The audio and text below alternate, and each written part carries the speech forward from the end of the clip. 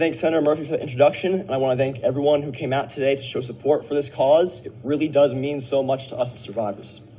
Well, like the Senator said, my name is Matt Holden. I'm a student at George Washington University, an advisory board member of the Newtown Action Alliance, and I'm also a survivor of the Sandy Hook school shooting. 12 years ago, when I was just 6 years old, I hid in my first grade classroom as a gunman armed with an AR-15 and high-capacity magazines, hunted and murdered 20 of my friends and classmates and 6 of our teachers in less than 5 minutes. I've spent every day since trying to live in a world that still allows those weapons of war to be sold legally to civilians.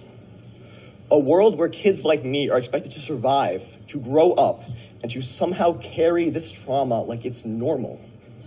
It is not normal. What happened in my school should have been the moment this nation changed, but it wasn't. So survivors like me had to become the change. Alongside the families from Newtown, Parkland, Uvalde, and other communities impacted by AR-15 shootings, I have walked the halls of Congress. We've shared our pain. We have begged lawmakers to put lives before politics. And in 2022, we helped pass the assault weapons ban through the House of Representatives. We did that. Survivors did that. Not because we wanted to, but because we had no choice. Today, I want to thank Senator Schiff, Blumenthal, Murphy, Padilla, and Representative McBath for reintroducing the assault weapons ban of 2025. This bill is the product of years of tireless organizing by people who lost everything and chose to turn their grief into action. It honors the legacy of Senator Dianne Feinstein, and it represents the strongest, most comprehensive legislation we have to get weapons of war off our streets. AR-15s do not belong in our homes or our schools. High-capacity magazines do not belong in our communities. These are not tools of self-defense. These are tools of mass murder. We know it. The gun industry knows it. Congress knows it. I'm 18 now.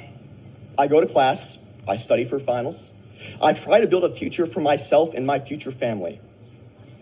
But every time I hear about another school shooting, I'm back in that classroom in Sandy Hook. I'm back to being just 6 years old, hiding, listening, waiting to die. That memory doesn't fade. It just hardens into resolve. We don't need thoughts and prayers. We need courage. We need action. And we need every single member of Congress right now to decide if they're going to stand with us, the survivors, or stand with the industry that arms the next shooter. Pass this bill now so that no other child has to grow up with a lifetime of trauma. Thank you.